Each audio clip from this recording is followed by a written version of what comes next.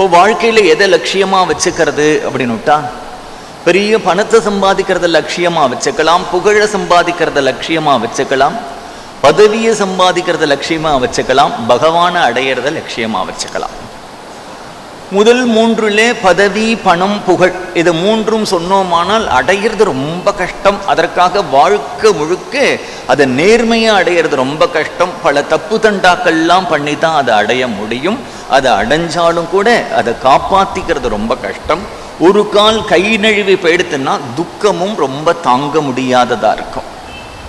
பகவான் அடையிறது அப்படிங்கிற லட்சியம் வச்சுட்டோமானால் பகவான் அடையிறதுல நம்ம பிரயத்தனப்படுறதே சுகம்தான். 2 மணி நேரம் கதை கேட்கிறோம், இதுல என்ன நமக்கு வருத்தம் இருக்கு, என்ன பெயின் இருக்கு? ஒரு கோவில்ல போய் பகவானை சேவிக்கிறோம், மனசுல ஆனந்தம் ஏற்படுறது. 10 நாமா சொல்றோம், மனசுல சாந்தி ஏற்படுறது.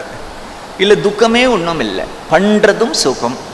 ஒரு கால் பகவானை அடைஞ்சிட்டோமானால் அதுல கேட்கவே வேண்டாம், எல்லையில்லாத ஆனந்தம் உள்ள இருக்கு அப்படிங்கிறத தெரிஞ்சுட்டானால் அப்புறம் என்ன இருக்கு? ஒரு கால் இவன் 10 நாமா சொல்லி 100 நாமா சொல்லி அதற்கு மேல சொல்லாட்டாலும் கூட பரவாயில்ல, எந்த அளவுக்கு இவன் சொன்னானோ, எந்த அளவுக்கு இவன் பக்தி பண்ணினானோ அந்த அளவுக்கு பாப்பங்கள் போகிறது, அந்த அளவுக்கு வாசனை போகிறது. அதனால இதற்கு இவனுக்கு நஷ்டமாகறதுக்கே வழி இல்லை. அடைஞ்சா பெரிய லாபம், அடையாட்டாலும் அதனால அவனுக்கு ஒரு லாபம் இருக்கு. வீட்டில் ராத்திரி ஒருத்தர் 11-12 மணிக்கு வெளியூர்லேருந்து வரார். வந்தவர் ஒரே பசி பசி பசிங்கிறார். மனைவி கிட்ட எனக்கு ஏதாவது குடு அப்படின்ன உடனே அவர் சொல்றான், இனிமேதான் சமைச்சு போடணும் அப்படிங்கிறார். மத்தியானம் பண்ணினது ஏதாவது இருக்கா அப்படின்னா, கொஞ்சோண்டு ஒரு மோர் சாதம் இருக்குன்னா அவசரமா அதை சாப்பிட்றார். நீ மெதுவா சமைச்சு போடு, இப்பொழுது இந்த மோர் சாதத்தை சாப்பிட்றேன்னு சொன்ன அவருக்கு அந்த மோர் சாதம் எந்த மட்டும் சாப்பிட்டாரோ அந்த மட்டும் பசி போகிற மாதிரி எந்த அளவுக்கு நம்ம பகவன் நாமா சொல்றோமோ அந்த அளவுக்கு பாப்பம் போகிறது, அந்த அளவுக்கு மனசுல இருக்கக்கூடிய வாசனைகள் போகிறது. பகவானை அடையிறது தான் வாழ்க்கையினுடைய லட்சியமா வச்சுக்கணும்னு சொன்னா, பகவானை அடையிறதுக்கு பல வழிகள் இருக்கு. தியானத்தினால பகவானை அடையலாம், துருவன் பண்ணின மாதிரி. யமனிய நியம ஆசன பிராணாயாம பிரத்யாகார தாரண தியானம் அப்படிங்கிற சமாதிங்கிற பதஞ்சலி சொன்ன அஷ்டாங்க யோகத்தினால பகவானை அடையலாம். உள்ளுக்குள்ள பார்வையை உன்முகமா திருப்பி நான் யாருன்னு விசாரம் பண்ணி ஞான மார்க்கத்துல பகவானை அடையலாம். இப்படி பல வழிகள் இருந்தாலும் எல்லா வழிகளும் சிரமம், சம்சாரிகளான நமக்கு சரிப்படாது. ஒரு கால் நீங்க யோகத்து மூலமா பகவானை அடையணும்னு ஆசைப்பட்டா, தியானத்தை மூலமா பகவானை அடையணும்னு ஆசைப்பட்டா, வேதாந்த விசாரம் பண்ணி ஞான யோகத்து மூலமா பகவானை அடையணும்னு ஆசைப்பட்டா, உலக வாழ்க்கையை திறந்துட்டு தனியா போய் அது மட்டும்தான் பண்ணணும். குடும்பத்தில் இருந்துட்டே பண்ண முடியாது. எங்கேயாவது ஒரு இடத்துல போய் உட்கார்ந்துட்டு, அதுவும் ஊருக்கு ஒரு இடத்துக்கு போகிறதுங்கிறது முக்கியம் இல்லை, அங்க போய் சோம்பேறித்தனம் இல்லாம ராத்திரி பகலா தியானம் பண்ணணும். ஏதோ நான் ஒரு பிருந்தாவனம் போயிட்டேன், திருவண்ணாமலை போயிட்டேன் அப்படிங்கிறதெல்லாம் பிரயோஜனம் இல்லை. என்ன அப்படின்னுட்டா, நமக்கு அத்வைதம் தான் சத்தியம், அத்வைதத்தை தான் அடையணும்னு பிரயத்தனப்பட்டுட்டு கடைசியா அது முடியாத பொழுது எப்படி திருப்திப்படுத்தி கொள்ளலாம்னா, கல்யாணம் பண்ணிட்டு ஒரு குழந்தை பிறந்தா அதுக்கு அத்வைத்தம்னு பெயர் வச்சுட்டா நமக்கு அதுவே பெரிய சந்தோஷத்தை கொடுத்துடுறது. இல்லை நம்ம ஒரு ஃப்ளாட் வாங்கினா அதுக்கு அத்வைத் அப்படின்னு ஃப்ளாட்ஸ்க்கு பேரை வச்சுட்டு போயிடலாம்.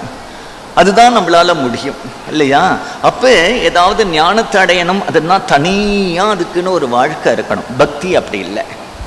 பக்தி என்ன அப்படின்னுட்டா, நம்ம வீட்டில் சமைக்கிறோம்னா நாம சொல்லலாம், பெருக்கிறோம்னா நாம சொல்லலாம், குளிக்கிறோம்னா நாம சொல்லலாம். அழகா பக்தியை சொல்லித்தரார் புரந்தரதாசர்னு ஒரு மகாத்மா.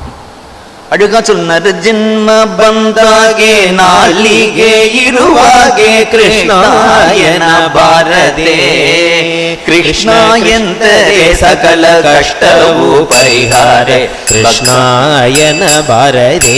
எப்படி சொல்றார் அப்படின்னா, இந்த பக்தி பாடம் பத்தியெல்லாம் மலிகದ್ದು மெய்யுரித்தோ ஏழத்தோல்லம்மே கிருஷ்ணாயன பாரதே. காத்தால எழுந்துக்கும் போது சில பேர் அப்பா மன சோம்பேறி முறிப்பான் இல்லையா, அப்படி எழுந்துக்கும் போதே கிருஷ்ணான்னு எழுந்துரு அப்படிங்கிறார். ಸ್ನಾನ ಪಾನ ಜಪ ತಪಗಳು ಮಾಡುತ್ತ ಕೃಷ್ಣ. ಕುಳಿக்கிறியா கிருஷ்ணான்னு சொல்லு. ஸ்நான ஏதாவது குடிக்கிறியா கிருஷ்ணான்னு சொல்லு, சாப்பிட்றியா கிருஷ்ணான்னு சொல்லு. வீட்டுல ஒரு சின்ன குழந்தை இருக்கா, அந்த குழந்தைய கொஞ்சரியா கந்தன் பிகி பிகி தப்பி முதாசுத கிருஷ்ணாயன பாரதி. உன்னுடைய ஒய்ஃப் இருக்காளா, அவளை கூப்பிடணுமா, மந்த காமினியோளோ சரசவா முதலும் கிருஷ்ணாயன பாரதி. ரொம்ப சுலபமாக்கி தரார். வீட்டுல எல்லா காலத்திலையும் பகவன் நாமாவை சொல்லிண்டே இரு அப்படிங்கிறார். என்ன அப்படின்னுட்டா, பக்திங்கிறது தான் ஞானத்தை காட்டிலும், யோகத்தை காட்டிலும், வேதாந்த விசாரத்தை காட்டிலும் சிரேஷ்டமானது. ஸ்ரீ அண்ணா தன்னுடைய உபன்யாசத்துல சொல்வார், யாராவது ஒரு யோகி இருந்தா அவரை போய் நமஸ்காரம் பண்ணிட்டு வா, ஒரு ஞானி இருந்தா அவரை போய் நமஸ்காரம் பண்ணிட்டு வா, ஒரு சந்நியாசி இருந்தா அவரை போய் நமஸ்காரம் பண்ணிட்டு வா, ஆனா பஜனை பண்ணக்கூடிய பாகவதர்கள் இருந்தா அவ பின்னாடியே போயிடு அப்படின்னு சொல்லுவார். ஏன் அப்படின்னா, யோகிகள் காண்பிக்கக்கூடிய மார்க்கமோ ஞானிகள் காண்பிக்கக்கூடிய மார்க்கமோ நம்மளால ஃபாலோ பண்ண முடியாது, அவர்களுக்கு நமஸ்காரம் மட்டும்தான் நம்மளால பண்ண முடியும். ஆனா பாகவதர்கள் காண்பிக்கக்கூடிய ஒரு மார்க்கம்னா, சின்ன குழந்தை கூட நம்ம வீட்டுல பிறந்ததுன்னா அதுக்கு 6 மாசம் 1 வருஷம் பேச்சு கொடுத்தனா, சின்ன கையை பிடிச்சி கிருஷ்ணா ராமா கோவிந்தா, ராமா கிருஷ்ணா கோவிந்தான்னா குழந்தைக்கு கூட பக்தி கொடுத்தேன். குழந்தை கூட பகவன் நாமா சொல்றதே. இந்த குழந்தைய தியானம் பண்ண வைக்க முடியுமா? இந்த குழந்தைய வேதாந்த விசாரம் பண்ண வைக்க முடியுமா? இந்த குழந்தைய பிராணாயாமம் சொல்லி கொடுக்க முடியுமா? அப்போ குழந்தைக்கு கூட சுலபமா இருக்கிறது பக்தி. இந்த பக்தி யாருக்கு இருக்கோ அவன்தான் 7 லோகத்திலையும் ரொம்ப சிரேஷ்டமான. சகல புவன மத்தியே நிர்தனாஸ்தே பிதன்யா நிவசதி ஹிருதியேஷாம் ஸ்ரீஹரேர் பக்திரேகா ஹரிரபி நிஜலோகம் சர்வதாதோ விஹாய பிரவிஷதி ஹிருதிதேஷாம் பக்தி சூத்ரோ பனதஹ. பாகவத மகாத்மியம் சொல்ற சகல புவன மத்தியே என்னன்னார், பூமியில இல்ல, எல்லா லோகத்திலையும் 7 14 லோகத்திலையும் சகல புவன மத்தியே நிர்தனாஸ்தே பிதன்யா. அவன் கையில ஒரு தம்படி பைசா வேண்டாம், ஆனா அவன் தான் தன்யன். யாரு அப்படின்னுட்டா, யாருக்கிட்ட பக்தி இருக்கோ.